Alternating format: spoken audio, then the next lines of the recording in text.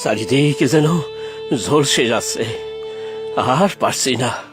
কিন্তু আজ মাটিটা পুরো কুপিয়ে ফেলতেই হবে।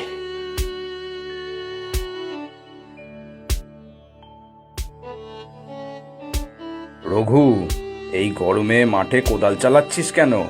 কি আর করবো বলো, আজকেই পুরো ক্ষেত কুপিয়ে ফেলতে হবে। কাল মহাজনের লোকেরা এসে বীজ ফেলবে যে। একটু এই গাছতলায় আয় দেখি, কথা আছে। বলো গো, কি বলবে দিনুদা? তুই নাকি তোর এই জমি মহাজনের কাছে বন্ধক দিয়েছিস। তা তোমাকে কে বললো? খবর কি কখনো চাপা থাকে রে? মহাজনের ওখানে যে নাড়ু কাজ করে সেই বলল। তা হঠাৎ কি হলো রে, তোর একমাত্র সম্বল এই জমি তুই বিক্রি করে দিলি? বিক্রি না গো, বিক্রি না, বন্ধক বন্ধক। ওই বন্ধকও যা, বিক্রিও তাই। ওই টাকা কি আর কখনো শোধ হবে নাকি? জমি ওই মহাজনের ঘরেই যাবে। তা গেলে যাবে, কি আর করবো বলো। তবে টাকাটা বড়ই দরকার ছিল আমার। তা কি এমন দরকার তোর? ছেলেকে আমার পড়তে বাইরে পাঠাচ্ছি গো। বড় ভালো রেজাল্ট করে স্কুল পাশ করেছে, লেখাপড়ায় বড় মাথা গো। এই যে গরিবের ঘোড়া রোগ রে, চাষার ছেলে কিনা বাইরে যাবে লেখাপড়া করতে। গ্রামে কি স্কুল কলেজ নেই নাকি? তা আছে, তবে আমার ছেলের ইচ্ছা শহরের বড় কলেজে পড়বে, বড় মানুষ হবে। বড় মানুষ হবে না ছাই। তুই যে তোর শেষ সম্বলটা হাতছাড়া করে দিলি, এরপর তোর কি হবে? ছেলে পড়ালেখা শিখে বড় মানুষ হলে আমাদের আর কষ্ট হবে না। দেখো দিনুদা, ওই তো দেখবে আমাদের। শহরে ছেলেরা গেলে আর ফিরে আসে না রে। তখন তারা বুড়ো বাবা মাকে ভুলে যায়, না হলে অসৎ সঙ্গে খারাপ কিছু হয়। না না, তা কেন হবে? কেন? আমার ছেলের কি অবস্থা হলো দেখিসনি? ধার দেনা করে শহরে ছেলেকে পড়তে পাঠালাম, একটা দুর্ঘটনায় পড়ে এখন হুইল চেয়ারে ঘুরে বেড়ায়। সারা জীবনটা নষ্ট। সত্যি গো দিনুদা, তোমার ছেলেটার জন্য বড় কষ্ট লাগে গো। আমার ছেলে দ্বীপেরই তো বয়সী, কি থেকে কি হয়ে গেল বলো তো। তাই তো বলছি, শুধু শুধু ছেলেকে বাইরে পাঠাসনি। কিন্তু ছেলে এত জেদ ধরেছে, কি বলবো। ছেলের ভালো ভবিষ্যতের কথা তো ভাবতেই হবে। আমরা আর কদিন। দেখ, যা ভালো বুঝিস, আমি তোর ভালোর জন্যই বললাম।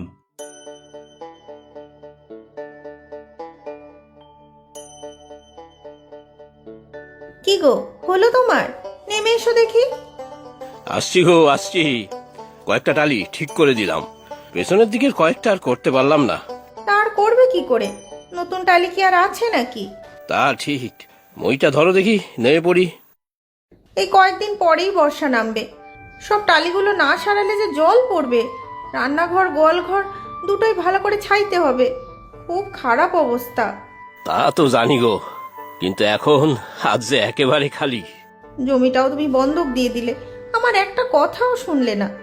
আহা, ছেলেটার ভবিষ্যতের কথা ভাবতে হবে না? কত ভালো লেখাপড়ায়। তা যতই হোক, এখন কয়েকটা বছর এখানেই না হয় থাকতো, পরে দেখা যেত। মুদির দোকানেও বেশ কিছু টাকা বাকি পড়েছে। আমি তো আছি, চিন্তা করো না। ঠিক কিছু না কিছু ব্যবস্থা করব। পাশের গ্রামে কয়েকজন জন মজুর লাগবে শুনেছি, চাষের ফাঁকে সেই কাজও করব। কটা পয়সা পাওয়া যাবে। ছেলেকে শুধু বাইরে পাঠালেই তো হবে না, অন্য আরো কত খরচ বলো তো। সব সামাল দিতে পারবে? হ্যাঁ, পারবো পারবো। আমার উপর একটু বিশ্বাস রাখো, মরে তো যাইনি আমি এখনো। শুনলাম তুই নাকি শহরে চলে যাচ্ছিস পড়তে। হ্যাঁ রে, শহরে যাব, ভালো কলেজে পড়ব। সে তো অনেক টাকার ব্যাপার। বাবা নিজের জমিটা বন্ধক দিয়েছে, মহাজনের থেকে টাকা ধার নিয়েছে। তো আমি মস্ত বড় চাকরি করে বাবার সব টাকা শোধ করে দেব। সবাই তো বলছে তুই শহরে গেলে আর ফিরে আসবি না। তোর ফিরবো না কেন? এটা তো আমার বাড়ি, আমার জন্মভূমি। বাবা বলে যে শহর খারাপ জায়গা, যে যায় সে ফেরে না, না হলে আমার মতো অবস্থা হয়। আহা, তোরটা তো অ্যাক্সিডেন্ট, যে কারোর যখন তখন হতে পারে। আচ্ছা, তোর যে একটা অপারেশন হওয়ার কথা ছিল, সেটার কি হলো? সে অনেক খরচের ব্যাপার, বাবার আগের ধারই শোধ হয়নি। টাকা কোথায়? আমার এভাবেই চলবে সারা জীবন। তুই তো আবার পড়াশোনাটা শুরু করতে পারিস। ধুর, আমার দ্বারা আর এসব হবে না। আমার তো একটাই স্বপ্ন, বড় কলেজে পড়বো, বড় চাকরি করব, বাবাকে আর মাঠে কাজ করতে দেব না। আমারও অনেক স্বপ্ন ছিল জানিস তো, আমার আর হবে না কিছু। আজ উঠি রে, কয়েকদিনের মধ্যেই চলে যাব, অনেক কোচকাজ করা বাকি। আরে, তোর ট্রেন কবে রে? এই তো পরশু রাতে। তুমি যাবে তো বাবা আমার সাথে? আমি? না রে, আমি আর গিয়ে কি করব? মুখ্য সূক্ষ্ম মানুষ, কিছুই তো বুঝবো না। তুই একাই চলে যা, হস্টেলেও তো কথা হয়ে গেছে। কাল আমাকে টাকাটা কিন্তু দিয়ে দিও। সাবধানে টাকা পয়সা রাখবি, নতুন জায়গা, সাবধানে যাবি বাবা। দিনু দাদার ছেলেটার অবস্থা খুব খারাপ জানো তো। একেই তো নিজের পায়ে দাঁড়াতে পারে না, কষ্ট হয় ছেলেটার জন্য। এই রকমই তো শহরে গেছিল। বড় ভয় হয় বাবা আমার তোর জন্যে। তোর যদি কিছু একটা... আহ মা, ওটা তো একটা দুর্ঘটনা, তা বলে শহরে কি লোক থাকে না? কিন্তু বাবা, সমুর আবার কি হলো? একটা অপারেশন হবার কথা ছিল তো, টাকার অভাবে পারলো না দিনু দাদা।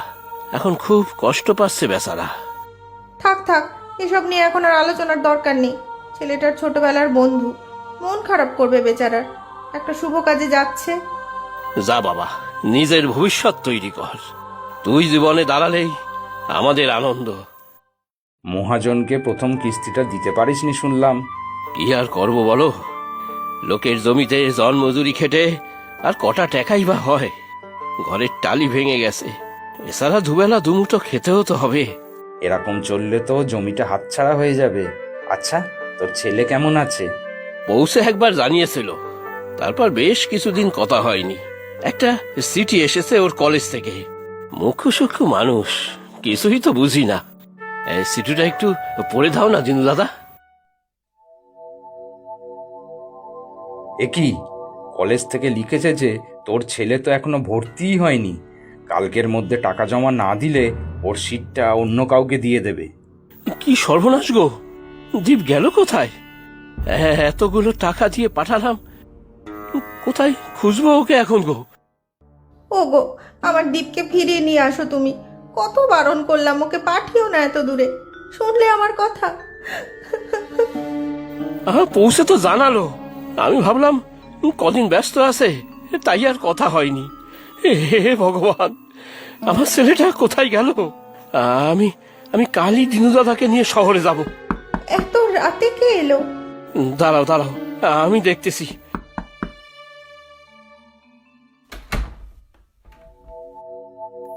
বাবা, তুই এখন? শর্মা, শর্মা, দেখো দীপ এসেছে। কি রে, তুই কলেজে ভর্তি হসনি? কি করেছিস টাকাগুলো নিয়ে? কলেজ থেকে চিঠি এসেছে, তুই ভর্তি হসনি? আরে চুপ করে থাকিস না, উত্তর দে। টাকাগুলো কোথায়? এতদিন কোথায় ছিলি তুই? হারিয়ে ফেলেছিস? চুরি গেছে? না বাবা, চুরি যায়নি, আমি খরচ করে ফেলেছি। খরচ করেছিস মানে? অতগুলো টাকা কোথায় খরচ করলি? কি আকাজ কুকাজ করেছিস টাকাগুলো নিয়ে? দেখ, আমার শেষ সম্বল বেচে তোর পড়ার জন্য টাকা দিয়েছিলাম। এ কি করলি তুই? দিনু দাদা ঠিকই বলে, শহরে গেলে ছেলেরা সব বকে যায়। আমি কোনো খারাপ কাজ করিনি বাবা, বিশ্বাস করো। তাহলে টাকাগুলো কোথায় খরচা করলি? সেদিন যাবার আগে আমি সমুর সাথে দেখা করতে গিয়েছিলাম। সমু খুব কষ্ট পাচ্ছিল মা, ওর অপারেশন করাটা খুব দরকার ছিল।